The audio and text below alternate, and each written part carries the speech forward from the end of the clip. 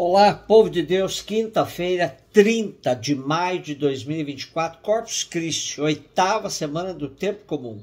A nossa reflexão de hoje é a partir de Êxodo 24, de 3 a 8, Hebreus 9, de 11 a 15, Marcos 14, de 12 a 16, 22 a 26. Naqueles dias Moisés veio e transmitiu ao povo todas as palavras do Senhor e todos os decretos. O povo respondeu em coro: faremos tudo o que o Senhor nos diz. Então Moisés escreveu todas as palavras do Senhor. Levantando-se na manhã seguinte, ergueu ao pé da montanha um altar e 12 marcos de pedra pelas 12 tribos de Israel. Em seguida, mandou alguns jovens israelitas oferecer holocaustos e imolar novilhos como sacrifícios pacíficos ao Senhor. Moisés tomou metade do sangue e o pôs em vasilhas e derramou a outra metade sobre o altar. Tomou depois o livro da aliança e o leu em voz alta ao povo, que respondeu: faremos tudo o que o Senhor disse e lhe obedeceremos. Moisés, então, com o sangue separado, aspergiu o povo, dizendo: esse é o sangue da aliança que o Senhor fez convosco, segundo todas essas palavras. Moisés comunica ao povo todas as palavras do Senhor e o povo aceita. Essa hipérbole, todas as palavras do Senhor, pode referir-se ao decálogo ou ao código da aliança. Depois, todas as palavras são escritas no documento ou protocolo da aliança, que confere validade e se conserva para o futuro. A leitura se detém. Os 12 marcos representam as 12 tribos, ao passo que o altar representa o Senhor. Uns jovens oferecem holocaustos e sacrifícios de comunhão. A vítima oferecida se consagra, seu sangue, que é sua vida, é agora sagrado. Ao ser repartido entre Deus e o povo, o sangue une um vínculo sagrado às duas partes. É o sinal ou sacramento da aliança antes da aspersão do povo. Antes da aspersão do povo, procede-se à leitura ou proclamação do protocolo e o povo, uma vez mais, aceita.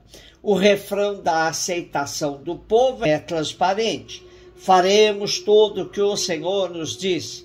Essa aliança realizada entre Deus e o povo é selada com sangue. No Segundo Testamento, a nova aliança será selada com o sangue do Cordeiro imolado, Jesus Cristo. Hebreus 9, de 11 a 15, irmãos, Cristo veio como sumo sacerdote dos bens futuros, através de uma tenda maior e mais perfeita, que não é obra de mãos humanas, isto é, que não faz parte desta criação, e não com o sangue de bodes e bezerros, mas com seu próprio sangue. Ele entrou no santuário uma vez por todas, obtendo uma redenção eterna.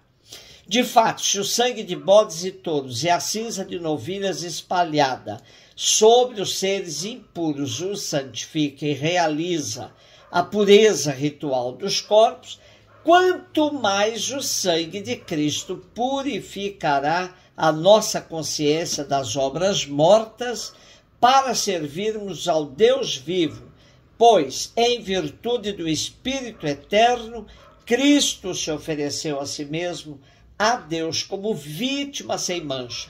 Por isso, ele é mediador de uma nova aliança. Pela sua morte, ele reparou as transgressões cometidas no decorrer da primeira aliança. E assim, aqueles que são chamados recebem a promessa da herança eterna. Temos de maneira explícita uma descrição da nova aliança. Agora já não é mais sangue de bodes e touros, mas sim o sangue de nosso Senhor Jesus Cristo. Renovando a aliança, temos a purificação de nossas consciências e nos tornamos aptos para servir ao Senhor Deus vivo. Por tudo isso, podemos afirmar que Cristo é o mediador da nova e definitiva aliança. Marcos 14, de 12 a 16, 22 a 26. No primeiro dia dos ázimos, quando se imolava o cordeiro pascal, os discípulos disseram a Jesus: onde queres que façamos os preparativos para comeres a Páscoa? Jesus enviou então 2 dos seus discípulos e lhes disse: ide à cidade. Um homem carregando um jarro de água virá ao vosso encontro. Segui-o e dizei ao dono da casa em que ele entrar: o mestre manda dizer, onde está a sala em que vou comer a Páscoa com meus discípulos?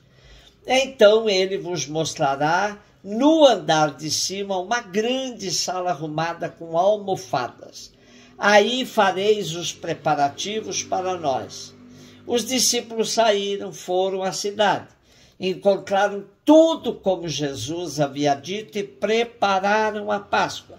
Enquanto comiam, Jesus tomou o pão e, tendo pronunciado a bênção, partiu e entregou-lhes, dizendo: tomai, isto é meu corpo. E em seguida tomou o cálice, deu graças, entregou-lhes, e todos beberam dele.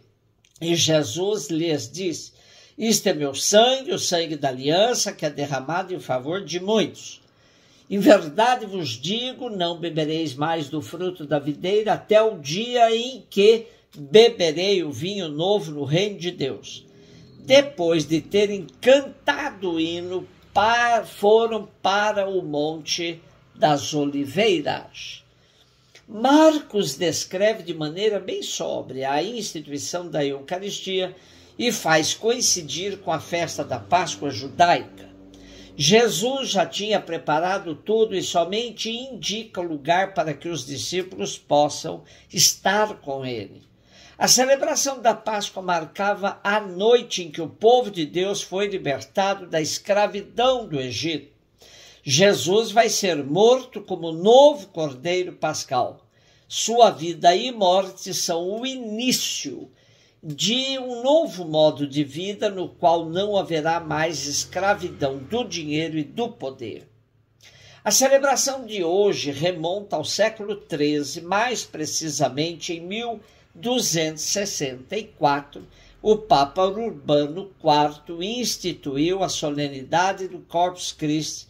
Na época, o cônego Tiago Pantaleão de Troyes, de Liège, na Bélgica, recebeu o segredo da freira agostiniana Juliana de Montcornillon, que teve visões de Cristo demonstrando o desejo de que o mistério da Eucaristia fosse celebrado com destaque, uma vez que a outra celebração sobre a Eucaristia se dá no meio da Semana Santa, na quinta-feira.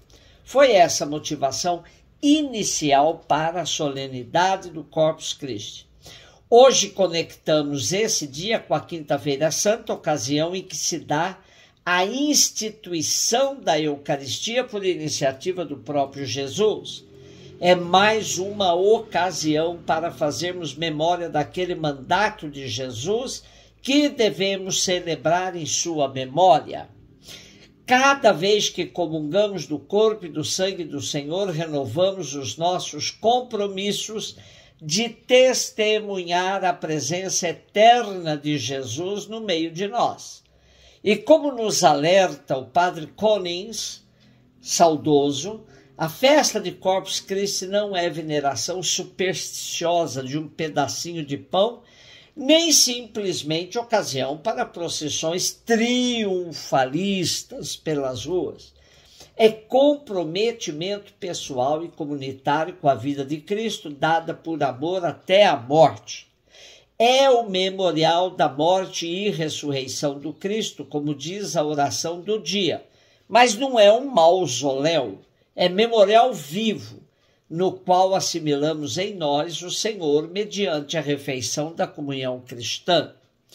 Faz bem essa alerta, pois podemos até nos esquecer que é festa do corpo e não da alma. E de largo conhecimento da Igreja sempre teve dificuldades de lidar com o corpo, pois sempre demonizou o corpo. Podemos nos lembrar das antigas missões que plantavam o madeiro com a frase: salva tua alma. Então, podemos dizer, finalmente, uma festa do corpo, o corpo de Cristo. Um beijo no seu coração.